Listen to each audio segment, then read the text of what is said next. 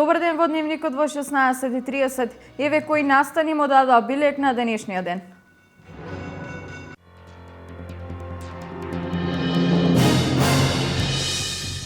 Промовирани се нови 60 аудио книги за лицата со оштетен вид. Владата планира издавање на уште 200 вакви книги кои ќе го унапредуваат образовниот процес на слепите лица. Земјоделските асоциации барат државна интервенција во откупната цена на лебното жито. Родот на житните култури, чија жетва е во тек, е преполовен од поплавите.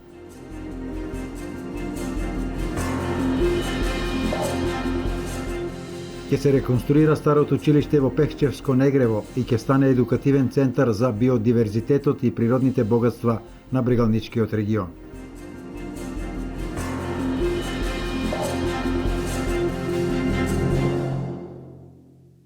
Управата за јавни приходи ги повика должниците за социјални придонеси, чиј долг настанал во период од 2009 до 2014 да достават барање за отпис на каматите. Каматите за овие долгови ќе се намалат од 50 до 70%, зависно од рокот на исплатата на главницата. Бизнис заедницата ја поздрави оваа владина мерка.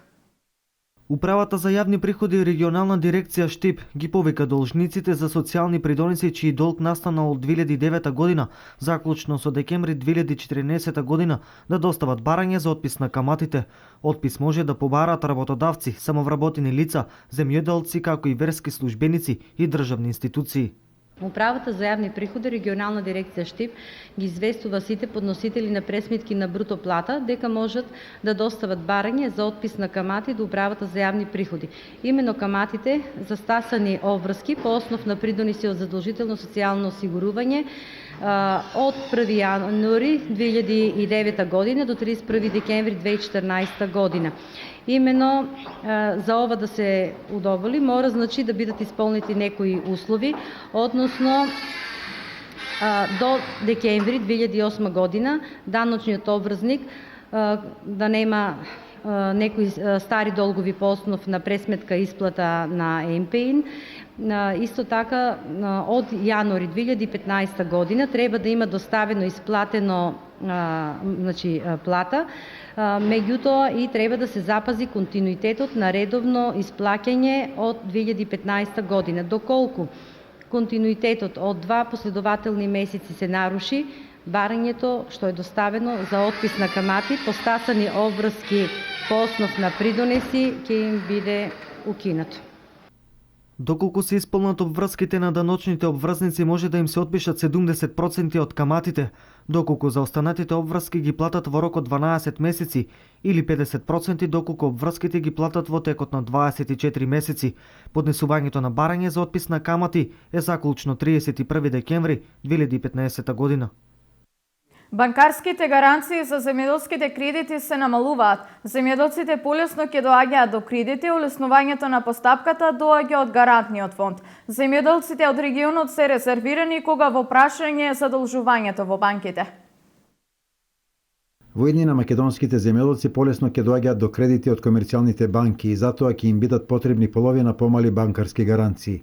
Ова е резултат на подпишаниот договор за соработка меѓу Министерството за земјоделство, шумарство и водостопанство и УСАИД, со кој се воспоставува гарантен фонд за земјоделство и рурален развој, што ќе обезбеди до 50% од потребните банкарски гаранции. Како тоа ќе изгледа во практиката, еве што изјави при подпишувањето на договорот ресорниот министер Михаил Цветков. Секој фармер кој што ќе аплицира за ИПАРД програмата, нормално, доколку апликацијата му биде одобрена од страна на платежната агенција, истиот може да побара кредит од овие 4 банки кои што сакаат да учествуваат во овој гарантен фонд.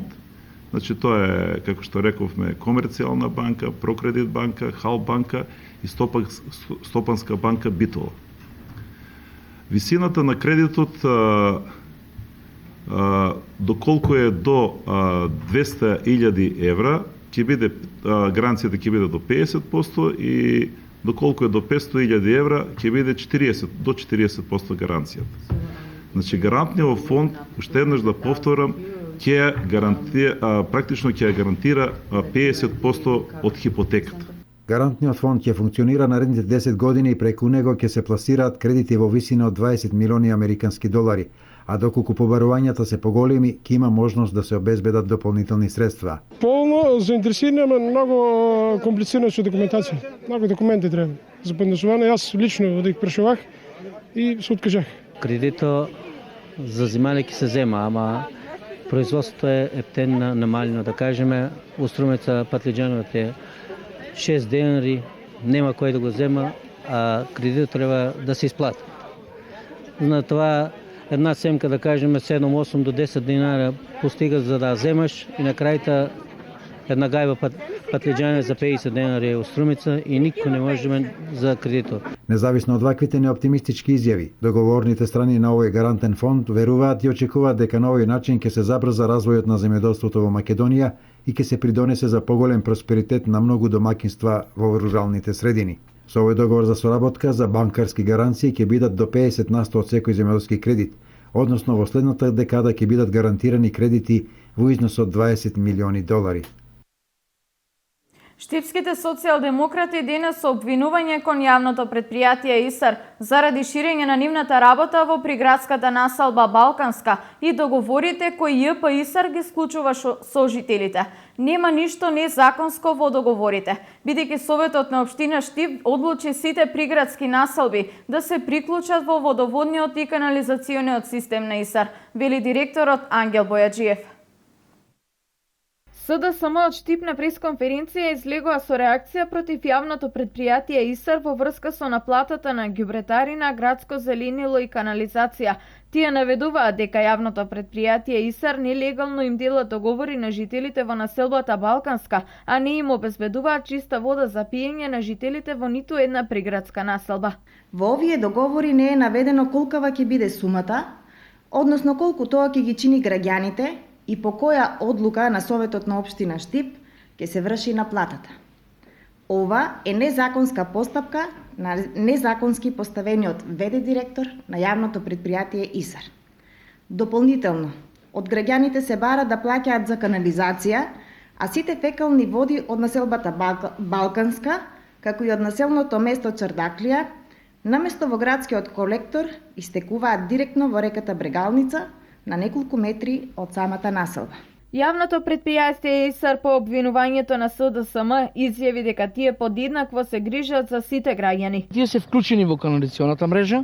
Еве ние од неодамна веќе направивме и за 32 куќи кои што не беа вклучени во канализационата мрежа, направивме канализационен систем. Остана уште неколку куќи и тие ќе ги вклучиме, таму немаме склучено договор бидејќи не се вклучени во канализационниот систем. Овде имаше доста пати запушување на самата канализација, ние редовно излегуваме и ги чистиме, секој пат интервенираме. За тоа услуга не наплаќаме.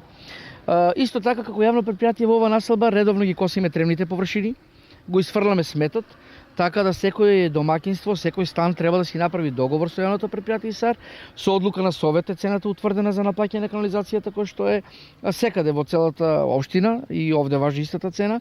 Со одлука на Совет ние склучивме веќе голем дел на договори со граѓаните и граѓаните може да бидат сигурни дека навремено ќе бидат сервисирани сите нивни услуги. Сакам од овде да упатам еден апел до сите граѓани на Балканска дека СДСМ кога беше на власт во Балканска не закова една шајка. Не се направи ништо. Односно, уште повеќе беше населбата и запустена, ништо не се интервенираше. Директорот на јавното предпријатие ИСАР Ангел Бојаджиев изјави дека граѓаните на населбите Балканска и Македонка до нова година ќе бидат вклучени на градскиот водоводен систем, а понатаму овој проект ќе се реализира и во Чардаклија.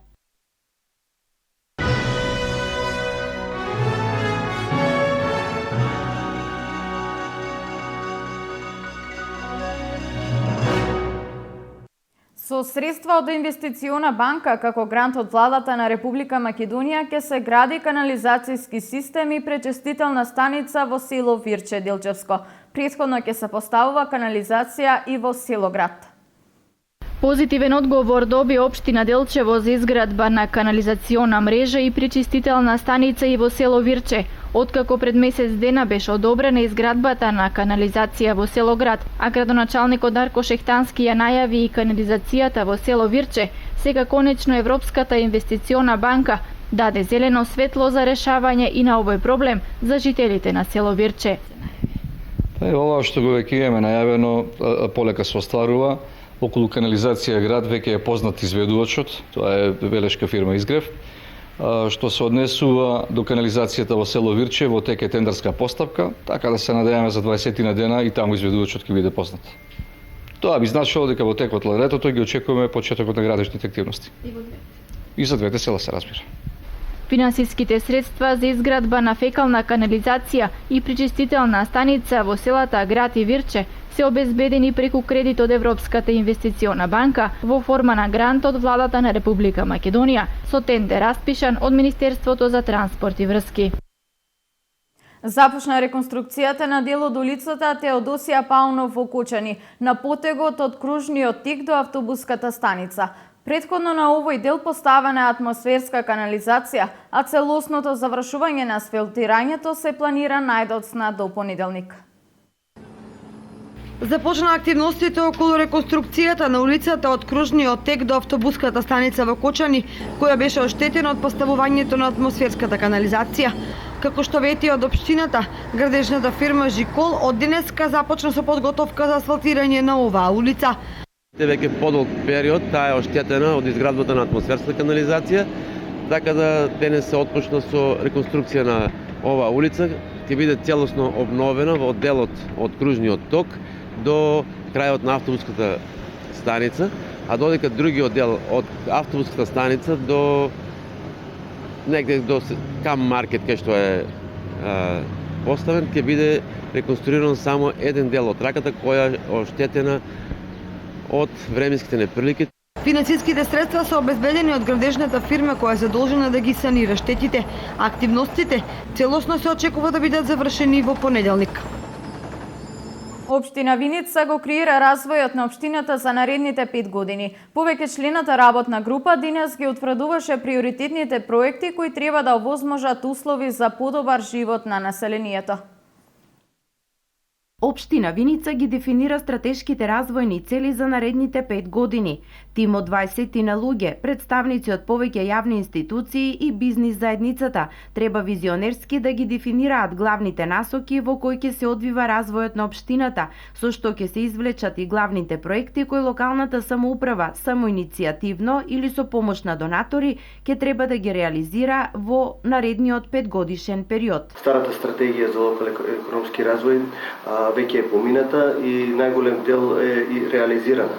Најпрво ќе се утврди, ќе се ревидира старата програма и за да се утврди што не е реализирано и што би се вметнало како дел од новата стратегија за локален економски развој. Формирана е работна група од 25 членови, тоа се институции, Сдружение на граѓани, невладени организации и други граѓани на општина Виница кои во наредниот период преку своји предлози, сугестии и идеи треба да ја донесат новата стратегија за локален економски развој. Очекуваме дека ќе има добри предлози. Стратегијата за локален развој ќе биде основа за действување преку кое ќе се земат во предвид расположливите ресурси и можности за иден развој на општината. Тоа е значаен документ кој обезбедува целосен, прецизен пресек на постоечките капацитети во општината и треба да понуди анализа и проекција на развојните можности за период до 2020 година.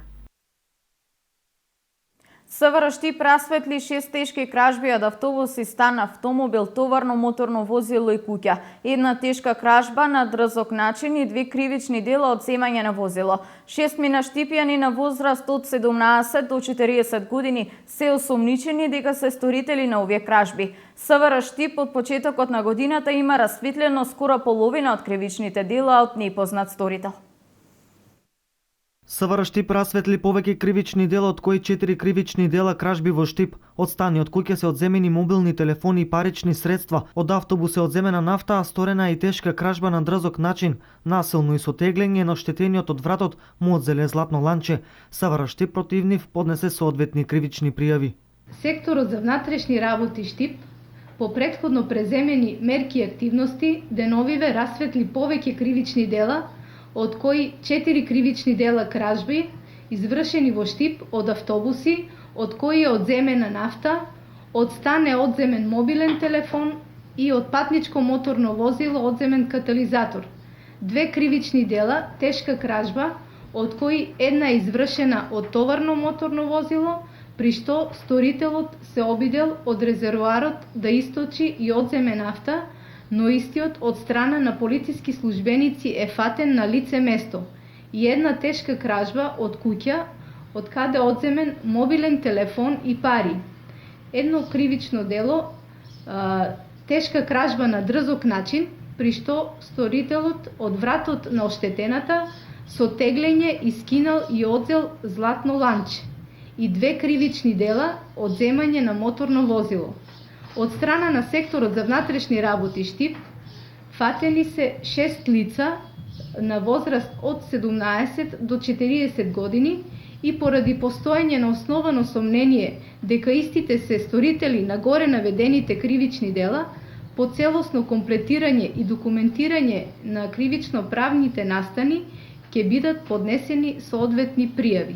Портпаролот на СВР Штип изјави дека во изминатите 6 месеци, односно во 2015 година, е зголемена ефикасноста на расветлување на кривични дела. Од 2015 година, од страна на секторот за внатрешни работи Штип, евидентирани се вкупно 1082 кривични дела.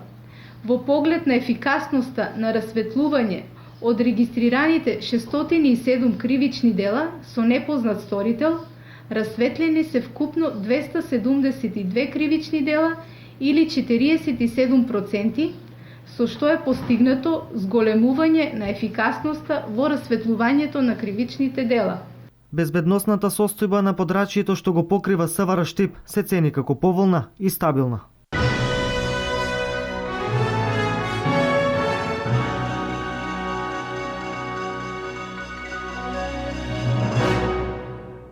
Штипското културно лето продолжува со културни настани кои штипјани ги следат со голем интерес. Вчера имаше изложба на графики и концерт, вечерва изложба на акварели и детска театарска представа. А надвор од Штипското културно лето вечерва во 22 часот во Дом на млади Штип концерт ќе има музичката легенда Васко Серафимов. Ученици од Државниот музички училишен центар Сергеј Михајлов во класата на професор магистер Марија Максимова синоќа во уметничката галерија Безистен имаа завршен концерт на пијано. Малите пијанисти повеќе од професионално се представија со делата на познати уметници на класичната музика. Додека тие виртуозно ги свиреа нотите на црно-белите типки на пијаното, нивната менторка магистер Максимова со поголема трема од нив ги посматраше и им даваше поддршка. Во рамките на Штипско културно лето синоќа во Националната установа Универзитетска библиотека Гоце Делчев, портпаролот на градоначалникот на општина Штип Драган Ристов се представи во поинакво светло. Имено со изложбата насловена како Црно и бело во сиво, Ристов пред присутните ги покажа своите дела, цртежи изработени со молив. Неговите цртежи се претежно портрети и женски актови, на кои дословно се нацртани сите делови од телото, лицето, секоја пора, претежно на портретите на стари лица. Токму затоа избрав да цртаме стари луѓе или старици и старци, затоа што тука е предизвикот, дивните пори се длабоки, многу е тешко да се долови тој ефект, да има секоја пора, секое влакно, и од тој аспект ги избрав токму тие лица. И исто така предизвик е да се нацрта и бебешко лице, бидејќи пак е нежно од спротивната страна и секогаш буди емоции. Некаде помеѓу се женските актови кои што верувам дека ќе остават трага како некои што ќе бидат вече овде. Инспирацијата за женските актови најчесто ја добивал од интернет. Ќе најдам некоја одлична уметничка фотографија на интернет и таму ме предизвикува да ја нацртам. Реков мора да има некоја уметничка форма, да нема премногу откриено, но сепак повторно да асоцира на нешто, а од друга страна да самата форма да биде таква да полекува да покажува дека не станува збор за нешто вулгарно и необично. Градоначалникот примариус магистар Илчо Захариев беше најизненаден од талентот за цртање на Драган Ристов. Пријатно сум и позитивно изненаден од неговиот талент, но пред со тоа како ги слика неговите слики и навистина ова што е направено како да се работи за некој академски сликар. И мислам дека од денеска за мене Драган и за неговите слики се отвора нова димензија и мислење за Драган, затоа што навистина направил нешто многу убаво. Како ги слика луѓето во стари години, актовите како се насликани. Еве, со бебето тамо на слика е прекрасна, значи, се за ова треба многу работа, многу трпение и на крајот финалниот резултат е навистина позитивен и добар. На изложбата се наоѓаат 20 од многуте цртежи кои ги има направено Драган Ристов, оние кои тој мислел дека заслужуваат внимание и треба да бидат видени. Она што љубителите на културните активности може да го видат вечерва во рамките на Штипско културно лето се два настана, и тоа детската представа и девојчињата играат фудбал, подготвена од страна на ученици и професори од Општинското основно училиште Славејко Арсов, и изложбата на акварели на Иван Сулев, насловена како Брегалнички бисери. И двата настани се со почеток во 20 часот, представата во Дом на млади, а изложбата во Уметничката галерија Безистен. Вечерва со почеток во 22 часот во Дом на млади, сите заинтересирани ќе можат да ги слушнат песните од најновиот албум на Васко Серафимов. Ќе ни гостува познатиот македонски музичар Васко Серафимов, кој ќе го презентира својот последен албум Metal Jacket, кој е издаден во 2014 година, меѓутоа ќе може да проследиме и некои од неговите претходни албуми, со што ја покануваме штипската публика, она која е љубител на ваков тип на музиката на Васко Серафимов, да повели во Домот на младите на сцената надвор и да го проследи овој убав настан. Освен песните од новиот албум, Серафимов ќе ги презентира и неговите постари песни од албумите Brainstorming, издаден во 1998 година, Here, издаден во 2005 и Welcome, издаден 3 години подоцна во 2008. Metal Jacket го издава во текот на минатата година. Во текот на неговата долгогодишна кариера, Серафимов има соработувано со доста познати музички имиња од бивши југословенските простори, и тоа Момчило Бајагич Бајага, Беби Дол, Рамбо Амадеус, Слободан Коњовиќ, Зоран Предин, Срѓан Гојковиќ Гиле и од македонската музичка сцена Владко Стефановски, Ферус Мустафов и неговиот брат Венко Серафимов. Свети Наум е еден од најмладите ученици на светите браќа Кирил и Методи и учесник на евангелизацијата на словенските народи. На овие простори остана запаметен како чудотворец, со моќ да лекува за време на животот и по смртта. Овој светец, освен по црковната дејност, познат е и како македонски средовековен писател. Денес православните верници го слават Свети Наум. Ние и целата Македонска православна црква го чествуваме Свети Наум, бидејќи тој е наш светител, преподобен отец, кој бил еден од најмладите ученици на светите браќа Кирил и Методи и учествувал во мисиите што ги вршеле евангелизацијата на словенските народи. И на крајот тој својата проповед ја продолжи во Охрид, каде што завршува со својата смрт во 910 година на 23 декември, која е и слава на самиот светител, додека летната слава е подоцна восстановена, бидејќи повеќе луѓе се собираат во летниот период и го чествуваат Свети Наум. Тоа е едно светило за Светата црква, бидејќи неговите чуда, еден од животописците рекол дека се побројни од звездите на небото. Че не можеме да ги изброиме неговите чудеса кои ги правил и преку својот живот и после неговата смрт. И се уште се случуваат чуда на неговиот гроб во црквата Свети Наум во Охрид. Брегалничката епархија имаме ние во Лесновскиот манастир Параклис посветен на Свети Наум. Во Кочанско имаме храм посветен на Свети Наум, мислам дека беше во Тракање селото, и секако и таму се служеше денес света архиерейска литургија. И значи култот на Свети Наум продолжува и во источните региони, бидејќи подолго време, за време на комунизмот, толку не се чествуваше. Во последно време многу деца се крстат по името на Свети Наум.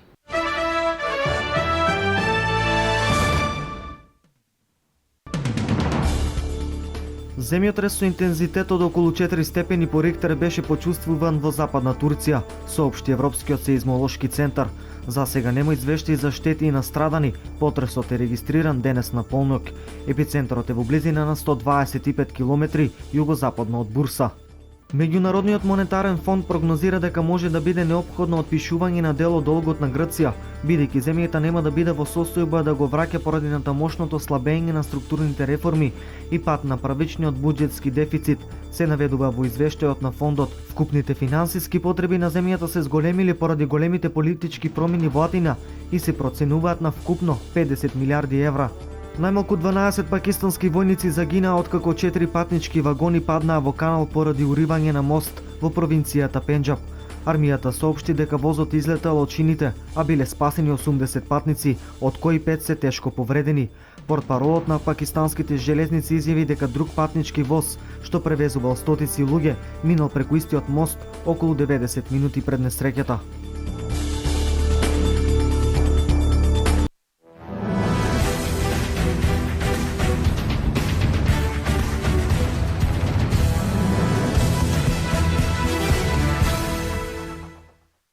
Младинките при ракометниот клуб Делчево ги започнаа подготовките за следната надпреварувачка сезона. Во изминатите денови тие беа дел од турнирот во женски ракомет, чиј домакин беше ракометниот клуб Кичево. Делчевчанки одиграа 2 квалитетни надпревари со екипите на Ѓорче Петров и домашната екипа од Кичево. Во првиот надпревар, во неизвесен дуел до самиот крај, младите ракометарки од Делчево одиграа 13-13. Во вториот надпревар пак со домашната екипа, кој воедно беше и надпревар за првото место, домакинките од Кичево за нијанса беа подобри и заслужено славеа со 14-11. За ракометарките од Делчево следува 20-дневна пауза, а веднаш потоа продолжуваат подготовките за Скопје куп, ракометниот турнир, на кој ќе учествуваат поголем дел од младинските ракометни клубови во Македонија.